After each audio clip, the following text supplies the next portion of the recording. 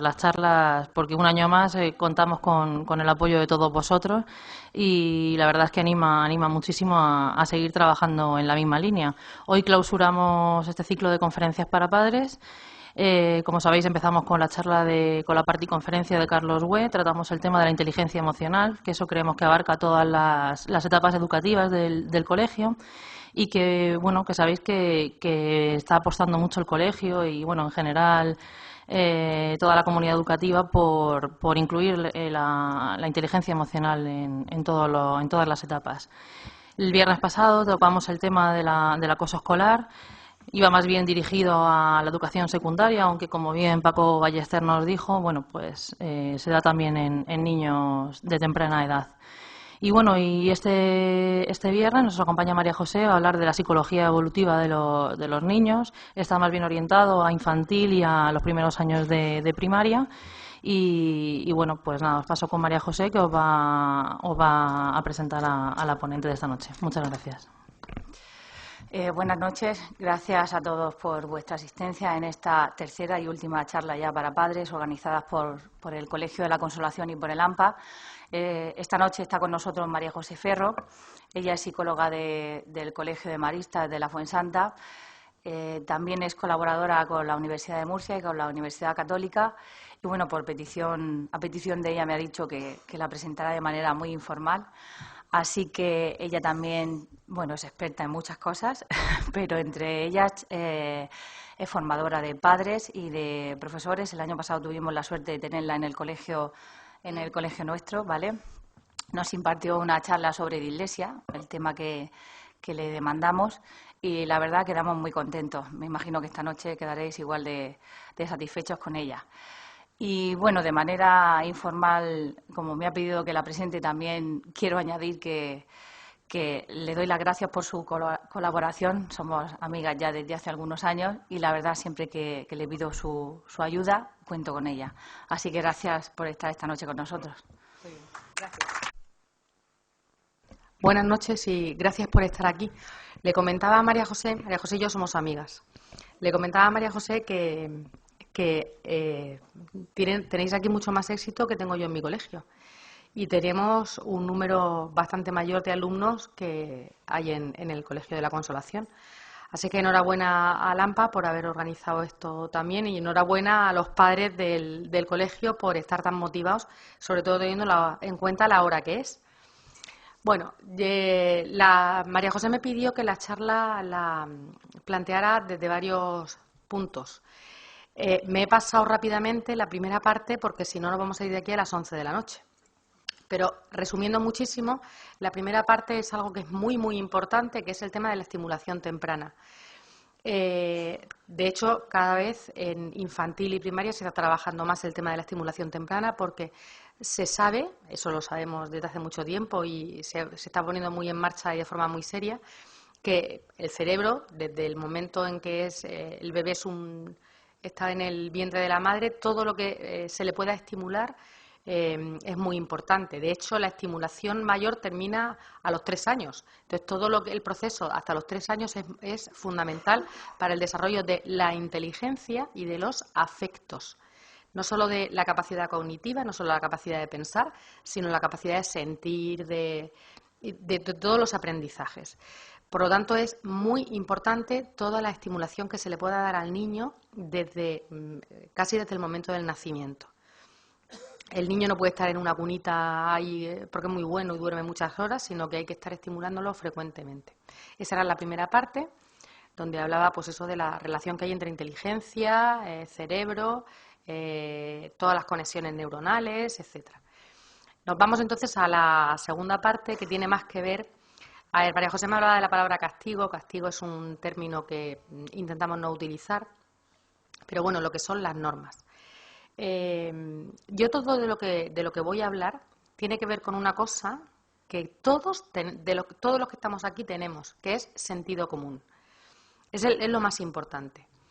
El tema de normas y límites es un tema que desde hace una serie de años se ha puesto de moda porque nos estamos dando cuenta de que no sabemos educar a nuestros hijos.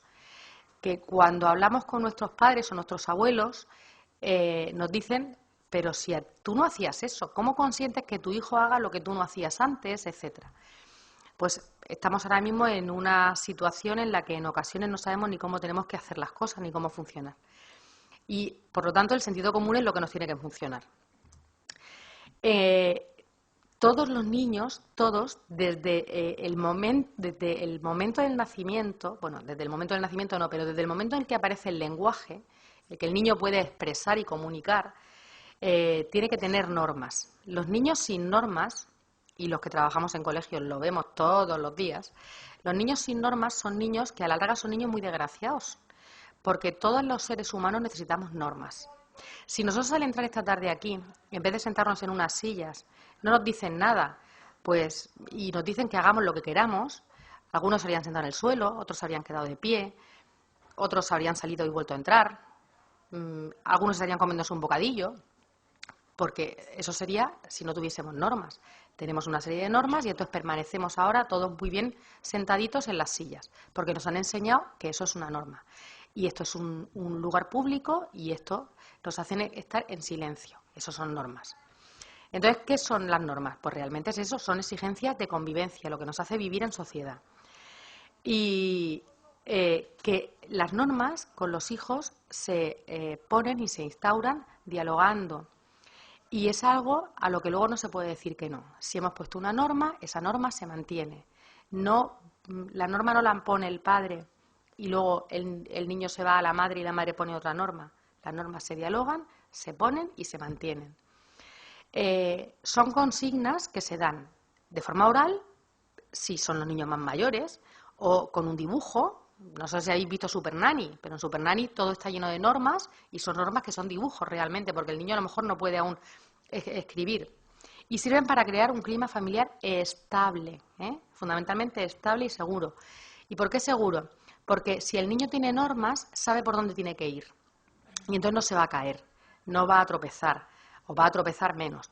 Si nosotros en la carretera tenemos unos carteles donde nos ponen prohibido adelantar, hay que ponerse el cinturón de seguridad, no podemos pasar de tal velocidad, nos sentimos seguros. Si vamos por un camino de cabras, nunca nos sentimos seguros cuando vamos conduciendo, porque no sabemos si va a haber un bache, si la carretera se va a terminar.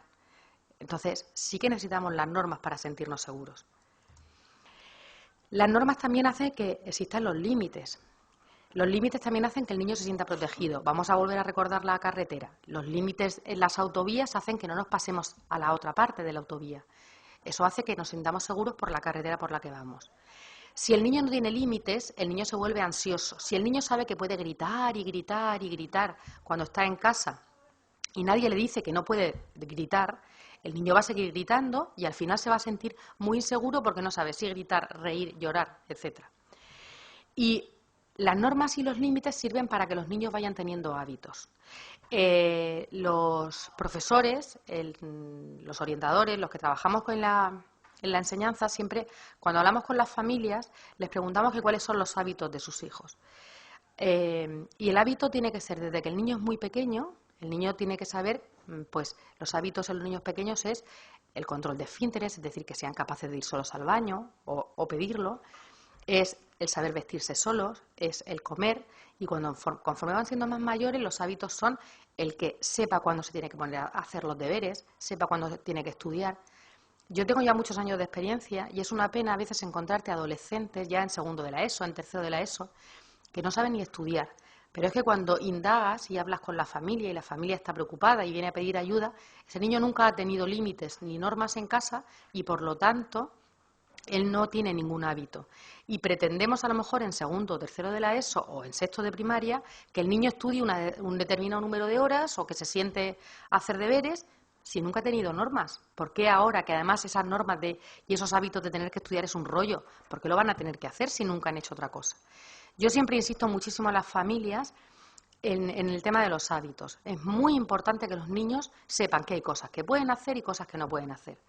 Y eso no frustra a los niños, ni les crea traumas, porque enseguida es, no quiero traumatizar a mi hijo. Para que un niño se traumatice, tiene que haber una cosa muy gorda. Los niños no se traumatizan, no son tan sensiblones. De hecho, si todos se traumatizaran, los psicólogos estaríamos forrados.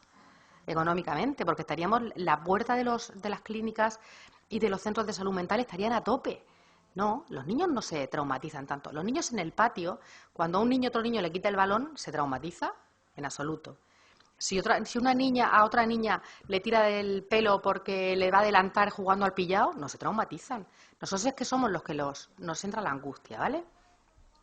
Y luego, si vamos dando normas y límites, lo que conseguimos es que los niños se sientan responsables y que además sean capaces de tomar decisiones ellos solos. ¿Cómo deben ser entonces las normas? Porque claro, las normas es muy fácil. Voy a leerme un libro sobre normas. No, las normas hay que tenerlas en cuenta y dependiendo de la edad del niño vamos a hacerlo de una forma o de otra. Las normas tienen que ser pocas.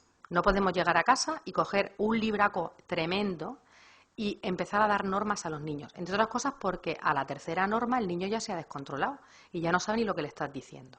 Por ejemplo, yo ahora mismo estoy hablando y yo sé que tengo un tiempo limitado para poder hablar, porque dentro de un rato cada uno va a estar pensando en la cena, en que mañana es sábado y tengo que ir al mercado, en que no sé cuánto. Entonces, el tiempo de escucha es limitado en todos los seres humanos, en los niños más. No podemos ir dando normas continuamente a los niños. Tienen que ser pocas. Por supuesto, tienen que ser claras. Las normas están para cumplirlas y, por lo tanto, hay que saber exactamente qué es lo que queremos que cumplan. Tienen que ser razonables, obviamente. No podemos pedirle a un niño de 5 años que se haga la cama todos los días antes de ir a clase. A un niño de 12 años sí. Y tienen que ser fáciles de cumplir. Fáciles de cumplir entendiendo que la primera norma que vamos a poner tiene que ser una norma muy sencilla para que sepan cumplirla, ellos se sientan satisfechos, porque además a ellos les encanta, a los niños les encanta que les digamos algo y que ellos sean capaces de hacerlo. Entonces, si les ponemos una norma fácil, la van a cumplir, ves que bien, yo sabía que podía confiar en ti, yo sabía que podía esperar esto de ti, lo has conseguido, y entonces le podemos dar la siguiente norma. Siempre en términos positivos las normas, No le podemos decir, quiero que hagas esto, pero a lo mejor es que no vas a ser capaz. Mira, a partir de hoy todos los días tienes que quitar la mesa, porque así ayudas en casa, etcétera. No se les puede decir, bueno, deberías quitar la mesa. Yo no sé si te vas a acordar de quitarla todos los días, porque como además vas a romper algún plato, eso no es dar una norma. Una norma es algo que se puede cumplir y además que confiamos en que ellos lo vayan a hacer. Las normas tienen que ser compartidas.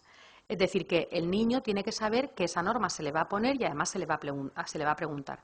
Quiero que a partir de hoy quites la mesa por estos motivos y el niño tiene que participar. Pero entonces, si la quito, podemos incluso negociar con él. Y el niño tiene que saberlo y el por qué es. Y luego tienen que ser coherentes. No podemos decir a los niños, hazte la cama, como en muchas ocasiones ocurre, y el padre de familia no hace la cama nunca. O a las niñas tienes que quitar la mesa y los niños varones y el padre se quedan sentados en la mesa sin hacer nada. O hay que recoger la ropa después de ducharse y el padre va dejando la ropa desde el pasillo hasta el baño. Entonces la norma tiene que ser compartida por todos. El niño va a estar pendiente de todo lo que hagamos. Y muchísimas veces ocurre, mamá, ¿esto por qué lo tengo que hacer yo si papá no lo hace? Entonces los papás pues también tienen que apoyar. Si por lo menos no van a hacerlo, que se escondan un poquito. Efectivamente. Las normas cuando se ponen no es un tribunal de la Inquisición. Es decir, que en ocasiones las normas se van a incumplir. No hace falta ser obsesivos con ellas. Si al niño se le está diciendo el fin de semana te tienes que hacer la cama, por ejemplo, si un sábado por la mañana lo han llamado unos amigos y se va a ir de excursión y no se hace la cama, no pasa nada. No pasa nada. Cuando vuelve a casa se le recuerda. Como hoy te has tenido que ir muy temprano, no te ha dado tiempo a hacer la cama, pero mañana yo sé que te la vas a hacer. Y hay que poner siempre tiempos para que se vayan haciendo las cosas. Si al niño se le va a decir, la norma es tienes que ponerte a estudiar a esta determinada hora, te recuerdo que te quedan 10 minutos. Venga, termina rápido de merendar, que en 10 minutos te tienes que sentar a hacer deberes. O en 10 minutos te recuerdo que te quito la tele o la tablet, o tienes que apagar, mejor dicho, tienes que apagar la tele o la tablet porque toca hacer deberes, o toca ducharse, o toca hacer la cena. Es conveniente al principio recordar la norma que se ha puesto varias veces, porque los niños tienen una capacidad de olvidar, de lo que les interesa, claro, impresionante. ¿Qué hacemos entonces si el niño incumple la norma? El tema de los castigos. Bueno, hasta ahora ha estado claro, las normas tienen que ser coherentes, tienen que ser pocas, se van ampliando conforme el niño va siendo mayor, tienen que ser consensuadas con los niños. Si son muy pequeños no se consensúan, obviamente. A un niño de 5 años no lo vas a sentar a decirle, te voy a poner esta norma, ¿a ti qué te parece? Eso no se puede, ¿no? Con el de 12 años sí. Con la norma de tienes que volver a casa a tal hora, cuando ya tienen 12, 13 años. Hay que ser más hábiles que ellos. Si nosotros queremos que los niños vuelvan a casa a las 10 de la noche, pues les vamos a decir que tienen que volver a casa a las 9:30. Porque ellos van a decir que quieren volver a las 10:30. Y al final van a, bueno, venga, pues ni lo que tú digas ni lo que yo digo, venga, a las 10. Y al final hacemos lo que nosotros queremos. Por eso he dicho al principio que todo se trata de sentido común. Hay un plato de comida que al niño no le gusta. ¿Y entonces qué hacemos? ¿Le llenamos el plato hasta los bordes? No. Le ponemos y se lo empapuzamos, no. Le llenamos un poquito más de lo que creemos que él se va a tener que comer. Y le decimos, mira, te lo vas a comer, pero te voy a dejar que, venga, te dejo que te dejes un poquito. Realmente está comiendo lo que nosotros queremos que coma. Le hemos puesto más en el plato. Entonces hay que ser muy hábil para hacer estas cosas. ¿Qué hacemos entonces si el niño incumple la norma? Bien, en principio las normas están para incumplirlas. Que yo sepa, nosotros vamos a más de 120 kilómetros por hora, excepto que veamos un cartel que ponga radar. Por lo tanto, las normas en ocasiones las incumplimos un poquito. Vamos a 125, 130. Pero cuando no se cumplen, no hace falta que nos peleemos a matar. Es que te dije que esto lo tenías que hacer y lo has dejado desarmado, bueno, lo que sea, ¿no? No hace falta que nos peleemos con ellos, no es necesario. Porque además ellos están esperando que nos peleemos con ellos. Porque en el momento que les ponemos una norma que ha sido consensuada con ellos y ellos se la saltan y nos peleamos muchísimo y acabamos enfadados, lo único que conseguimos es que esa norma siga sin cumplirse y encima se ha salido con la suya porque nos hemos cabreado. Y entonces, además, ¿qué hacemos? No se lo vuelvo a decir porque son peleas continuas. A ver, un niño el otro día que incumple todas las normas, las de casa y las del cole, todas. Es un especialista en incumplir todas las normas del mundo.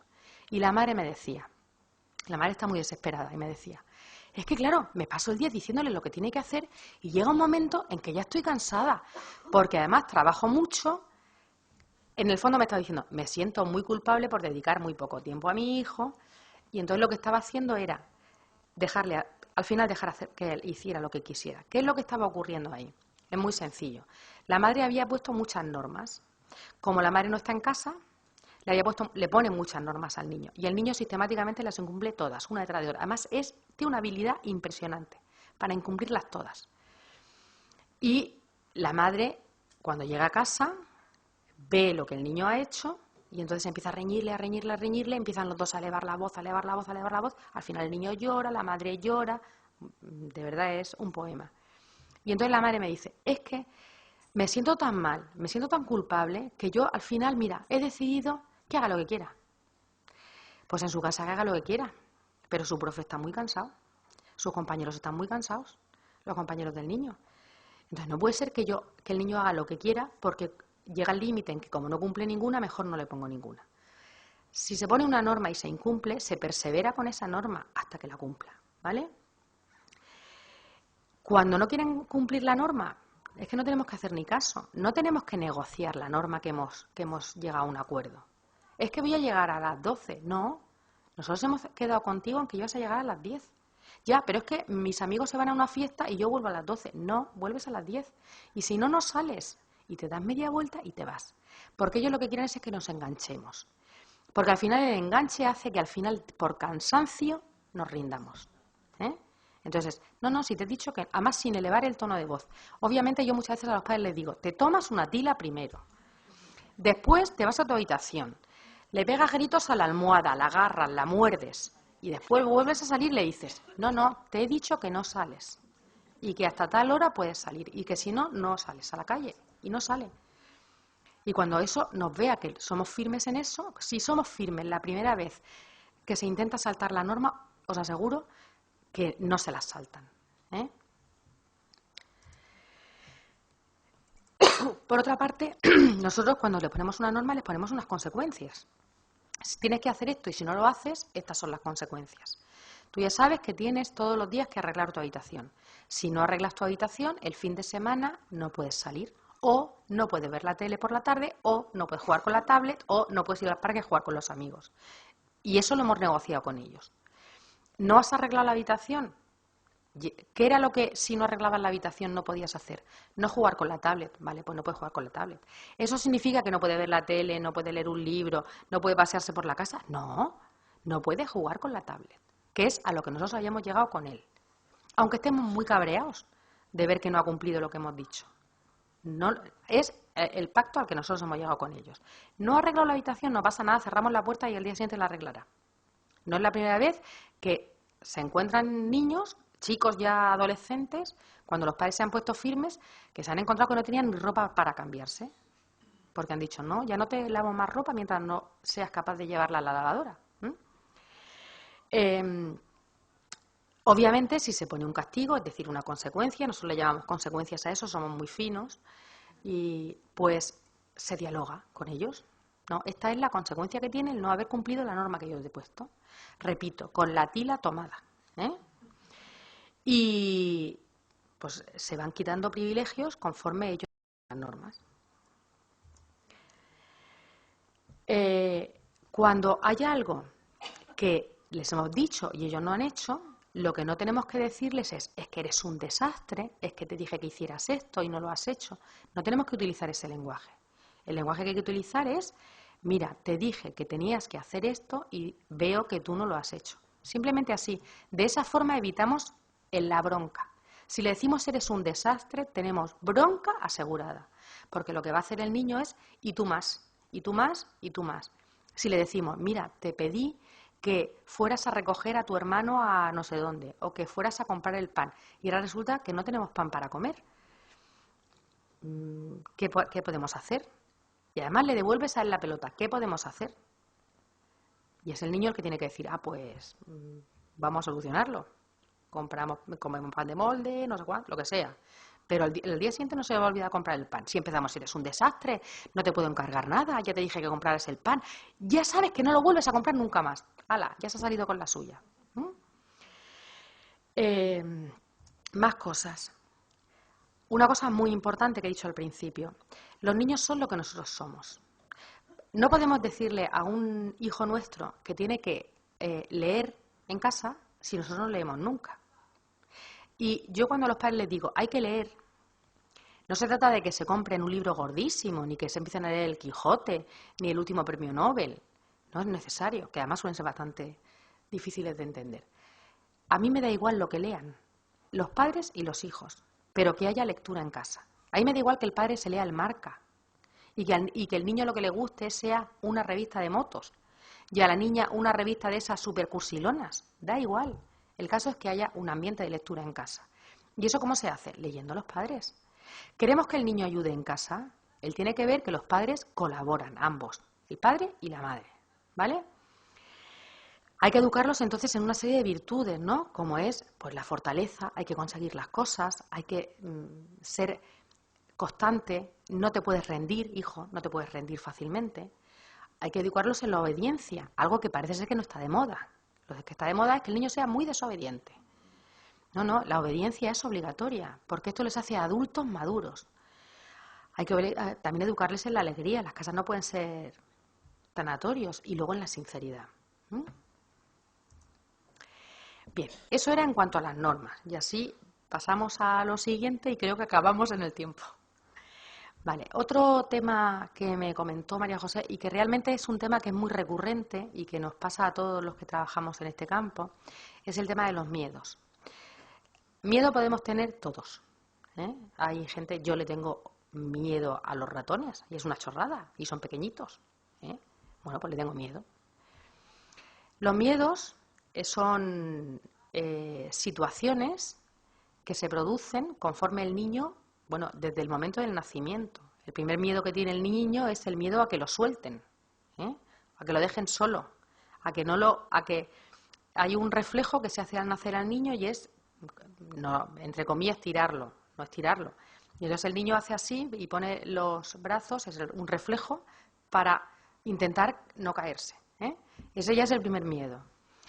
Entonces, los miedos se producen en todas las etapas de la infancia del niño. Lo que pasa es que en cada edad hay unos miedos. Entonces, yo lo que he hecho ha sido ir poniendo en distintas edades los distintos miedos que hay y un ejemplo de cómo resolver alguno de ellos, pero que es generalizable, ¿vale? Lo primero que tenemos que tener en cuenta es que los miedos no son alarmantes. Los miedos existen y todos tenemos miedo. Miedo a que nos suspendan un examen, miedo a que quedarnos sin trabajo, miedo a que el marido o la mujer nos diga que ya no nos quiere, no sé, miedo a que nos pille un coche. Tenemos muchos miedos. No resultan peligrosos si no conllevan peligro, es que lo he escrito mal. Y no hay una receta exacta para los miedos. ¿Qué hay que hacer? Siempre ponerse en lugar del niño. Si el niño tiene miedo, tenemos que comprenderlo. No tenemos que tener el mismo miedo que de él, pero tenemos que comprenderlo. No nos podemos reír de él si tiene miedo. Es que tengo miedo a los monstruos. ¡Ay, qué tontería! Si no hay monstruos, ja, ja, ja. No podemos hacer eso, porque el niño además no nos va a volver a contar otro miedo más. Entender qué es lo que está pasando y las pautas que adoptemos tienen que ser coherentes. Si un niño le tiene miedo al agua, no lo podemos tirar directamente a la piscina, porque es que le va a coger fobia. Ya no es miedo, es fobia. La fobia sí que es un trastorno y la fobia sí que tiene que ser tratada por un especialista. Los miedos, repito, son evolutivos y son normales. Desde que el niño nace hasta el primer año de edad, los miedos que más se producen son los miedos a los ruidos o a objetos que aparecen bruscamente. Si tenéis hijos de estas edades o sobrinos, o os acordáis, ¿cuántas veces ibais con el niño en el cochecito y de pronto aparecía una cara y el niño empezaba a llorar como un loco? Y tú te sentías fatal, pues decías, oye, no soy tan feo como para que se ponga a llorar el niño. No, es que todo lo que aparece bruscamente al niño le asusta, ¿vale? ¿Qué hay que hacer en esas situaciones? Lo primero, mantener la calma, no agobiarnos nosotros, porque en los niños tan pequeños el lenguaje no verbal del adulto es muy importante. Si nosotros los cogemos con mucha tensión, ellos van a percibir esa tensión y se van a poner más nerviosos. Hay que acercarse tranquilamente al niño, hay que calmarle con voz muy suave y hay que acariciarle hasta que deje de llorar. No hay que explicarle nada. No tiene sentido explicarle nada. ¿Qué le vas a explicar? Que mira, el ruido que has oído ha sido un plato que se ha caído al suelo. Es que él no lo entiende. Se le acaricia, cuando deja de llorar, pues se le calma, ¿vale? ¿Qué es lo que hay que hacer cuando los niños tan pequeños tienen miedo, por ejemplo, a los ruidos? Pues dejar que en casa el teléfono suene, aunque los niños estén durmiendo. ¿Cuántos padres primerizos, cuando nace el niño, en casa hay un silencio que no hay quien tosa? No a veces que el niño se despierte. Las casas tan silenciosas hacen que los niños se despierten más. Entonces, el ambiente tiene que ser normal. Hay que escuchar la música, poner la tele en un volumen normal durante el día. Y por la noche se hace un poquito más bajo. Hay que pasar el aspirador sin ningún problema. Hay que fregar sin ningún problema. Y por la noche, como el niño obviamente se acuesta mucho antes que nosotros, no hace falta que estemos como si fuéramos monjes trapenses. La casa tiene que estar en un ambiente normal. No hace falta estar en silencio absoluto. Miedo a las personas que no conocen. Lo que tenemos que hacer es a los niños desde pequeños acostumbrarles a que estén con otras personas. No a que se vayan de la mano de otras personas, sino a que estén otras personas. Si no les dejamos hacer eso, se van a volver muy asustadizos. ¿Qué vamos a hacer? Pues dejar que el niño explore el ambiente. Si está en un jardín o en un parque, no hace falta ir corriendo detrás de ellos. Dejarlo que explore. Vigilarle. Si el niño va corriendo, nos ponemos detrás de un árbol y miramos. Cuando tienen estos miedos, hay que dejarles, pues a lo mejor un muñeco de peluche o algo así con lo que se sientan ellos cómodos. No transmitir inquietud y no alargar demasiado el tiempo en el que vamos a estar con ellos si no estamos. Cuando ya tienen hasta 1 año, hasta 2 años, no, 3 años, ¿cuáles son los miedos más comunes? Miedo a que los padres no estén, a separarse de los padres. El miedo a los extraños. Miedo a la oscuridad, que ya aquí empieza más fuerte. Miedo a los animales. Miedo a las heridas y miedos imaginarios. Todos estos miedos son normales. Y hay muchas veces que te dicen, es que le tiene miedo a la oscuridad. Claro, es que es un miedo evolutivo, es normal que lo tenga. Vamos a ver, el miedo a la oscuridad, que es muy normal en estas edades. ¿Qué podemos hacer?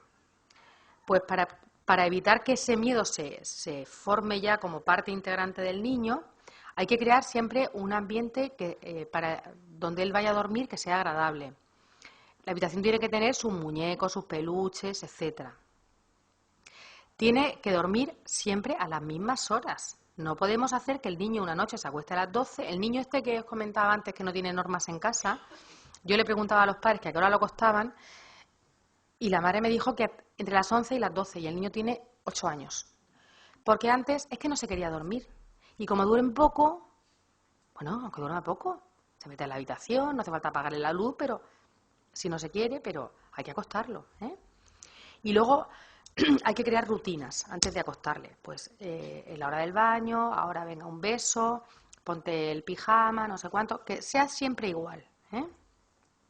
Así evitamos también un poco que ese miedo a la oscuridad se establezca. Durante la noche, ¿qué vamos a hacer?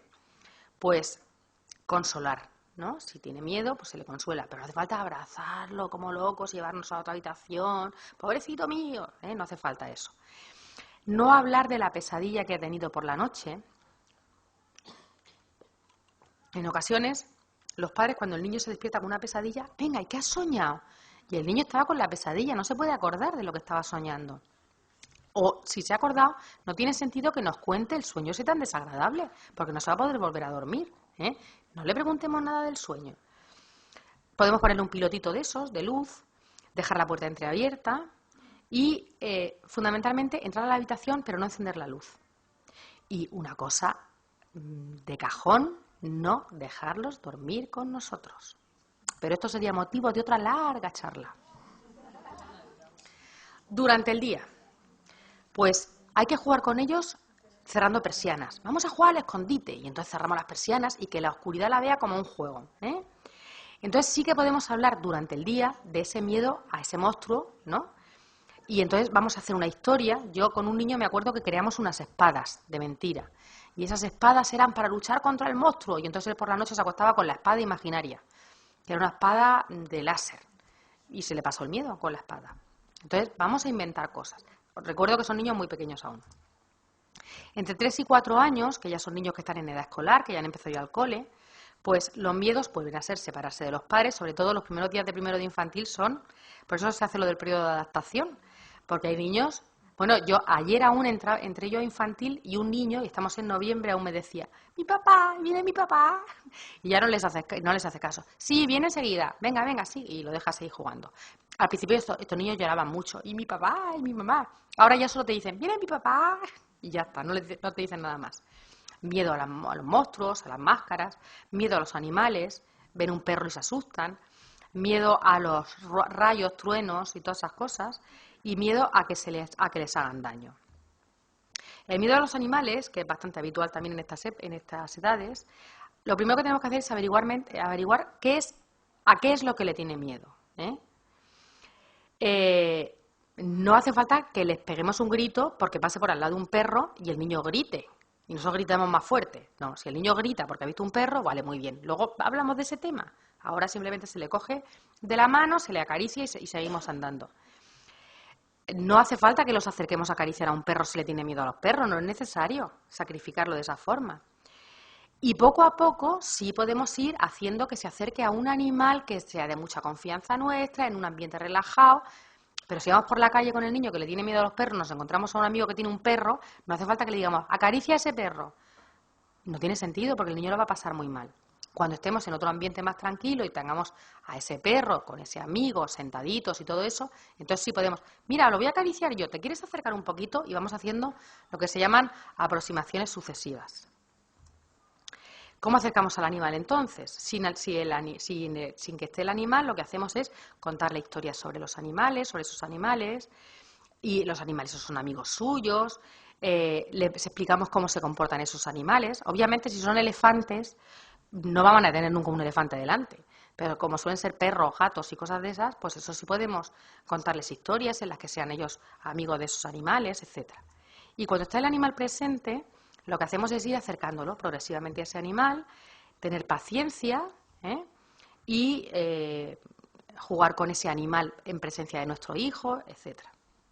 Como veis, son todas cosas de sentido común, absolutamente. Entre los 5 y los 6 años, es decir, el último curso de infantil y el primero de primaria, sigue estando el miedo a separarse de los padres, el miedo a la oscuridad, el miedo a las lesiones corporales, a la muerte y el miedo a las catástrofes o fenómenos naturales. El miedo a la muerte es un miedo muy típico en estas edades. Muy típico. ¿Por qué empieza el miedo a la muerte? Hasta estas edades los niños pensaban que la muerte era algo reversible, es decir, una persona se moría pero al día siguiente volvía a estar viva.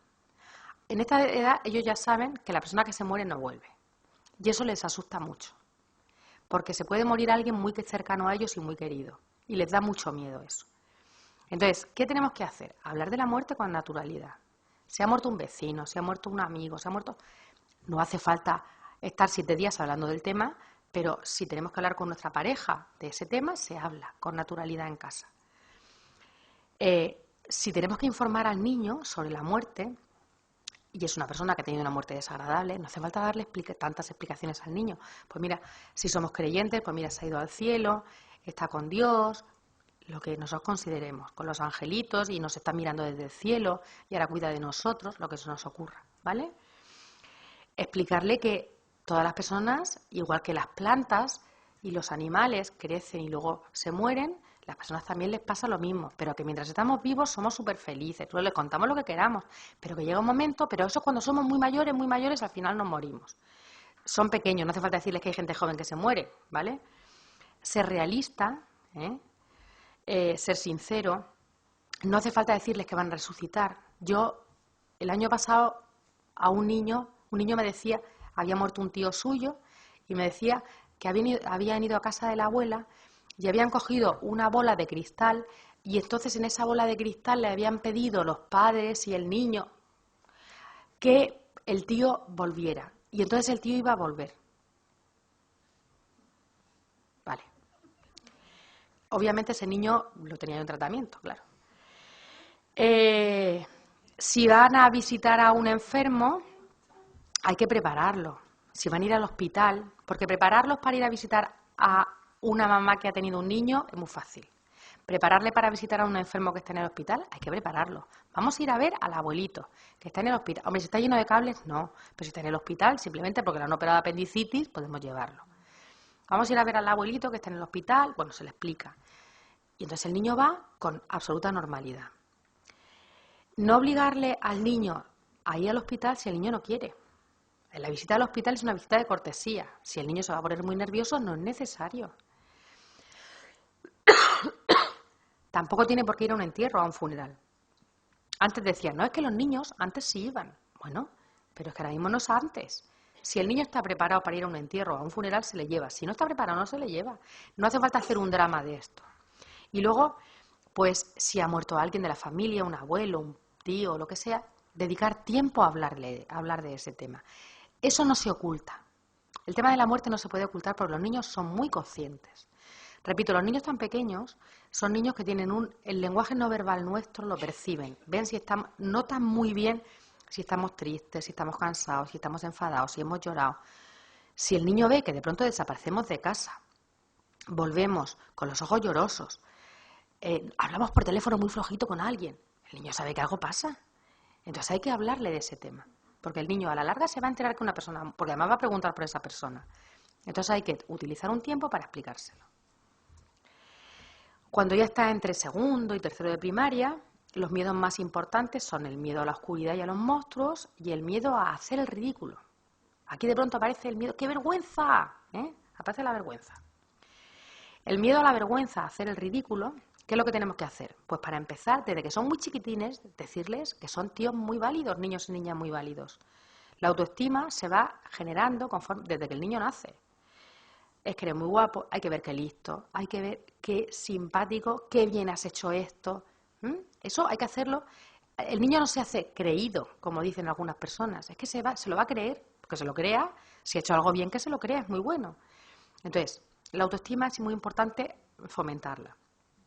Enseñar autoeficacia, que sepan hacer las cosas. Evaluar qué vamos a contestarle cuando el niño nos diga, ¿y si se ríen de mí?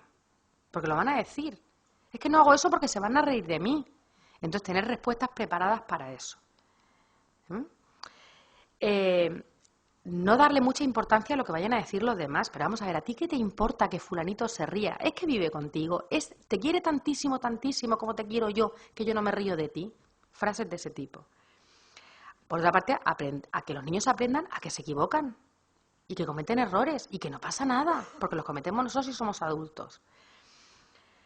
Educarlos en la tolerancia a la frustración, lo que he dicho al principio. Los niños tienen que aprender a frustrarse, que no pasa nada. Que un niño que no sufre frustraciones en la infancia es un adulto depresivo y con muchos problemas de personalidad. No etiquetar al niño. No, es que es que mi hijo, es que le da todo le da una vergüenza a todo, es que es un vergonzoso. No hace falta decirle eso, si bastante mal lo pasa a él. Y, por último, decirle muy claramente que no todos los niños de su clase son sus amigos, ni que tiene que caerle bien a todo el mundo. Entre los 9 y los 10 años aparece ahora el miedo al cole, el miedo a ser aceptado socialmente por los otros y el miedo a la enfermedad y a la muerte. El miedo al cole. Hay que valorar, porque el miedo al cole no es la fobia escolar, que eso es un caso más grave. Hay que valorar la actitud del profesor, cómo es el profesor con el niño, cómo es el niño con el profesor, cómo se desenvuelven entre ellos. Hay que hablar con el profesor. El profesor no es nuestro enemigo. El profesor es un señor que va todos los días al cole a hacerlo lo mejor posible y que a final de mes cobra un sueldo, igual que el resto. Y que además tenemos la desgracia de tener que estar formándonos continuamente, con lo cual trabajamos muchísimas horas. Y nuestra labor no es ir a atacar a los niños ni a perseguirlos, ni a tenerles manía. Lo que pasa es que los niños eso no lo entienden, ¿vale? Y los adultos deberíamos entenderlo, porque también hay papás que dicen, es que el profe te tiene manía, ya lo sé yo. Vale, pues entonces hay que valorar la actitud del profesor, cómo es el profesor. A veces hay profesores que son muy serios, pero porque por carácter son serios. Y entonces los niños les da un poco de miedo, ¿no? Bueno, pues hay que explicarle, mira, es que tu profe es serio, pero es que hay personas serias y explicárselo, ¿vale? Hay niños que tienen miedo a ir al cole porque no tienen mucho miedo a equivocarse, a frustrarse. Hay que valorar eso. Hay que valorar si hay una mala relación con los compañeros, qué es lo que está pasando. La semana pasada hubo aquí una charla sobre acoso, que no tiene por qué ser la mala relación entre los compañeros, pero sí que es bueno valorarla. Hay que valorar la ansiedad de separación. Oye, es que el niño no hay forma de que se quiera ir de casa, pues eso hay que verlo. Hay que valorar si lo que pasa es que el niño tiene miedo a hacer el ridículo y, por último, si es que hay problemas de aprendizaje, que en ocasiones el no querer ir al cole es porque hay problemas de aprendizaje. Todos nos hemos puesto malos cuando éramos alumnos para no hacer un examen. Pero cuando se convierte esto en algo repetitivo, hay que valorar qué es lo que está pasando y para eso están los equipos de orientación de la consejería, están los orientadores de los centros para que nos ayuden. Entre 11 y 12 años, los miedos más fuertes son el miedo a la muerte y las reacciones emocionales fuertes, a los llantos, las agresividades, el miedo a los cambios físicos, el miedo a hacerse mayor, el miedo a engordar, el miedo a adelgazar, el miedo a que me salga pecho, el miedo a que me salga barba, el miedo al rechazo social, en definitiva, y luego el miedo al cole. En definitiva, ¿qué hay que hacer cuando un niño tiene miedo? Hablar del miedo con él, siempre en el momento oportuno, buscar un momento para hacerlo. No elevar la voz para hablar de los miedos. Si el niño tiene miedo a las tormentas, no hace falta hablarle a gritos, porque va a tener más miedo. No reírse de sus miedos. Hay muchas veces que nos reímos. Ay, fíjate mi hijo, es que es más tonto, pues no tiene miedo a no sé qué. Si eso es una tontería y el niño lo está oyendo, pues el niño tiene miedo realmente. Si tiene miedo, tenemos que aceptar su miedo. Otra cosa es que trabajemos con él, pero reírnos de él, ayudarle a enfrentarse a esos miedos, vamos a hablar de ello, ¿por qué te pasa esto? Y ser persistente en el tiempo, en hacerlo. Y si a pesar de todo esos miedos siguen y siguen y siguen, hay que ir al especialista, porque entonces ya estamos hablando de otro tipo de cosas. Y después de tanta paciencia, Ya está.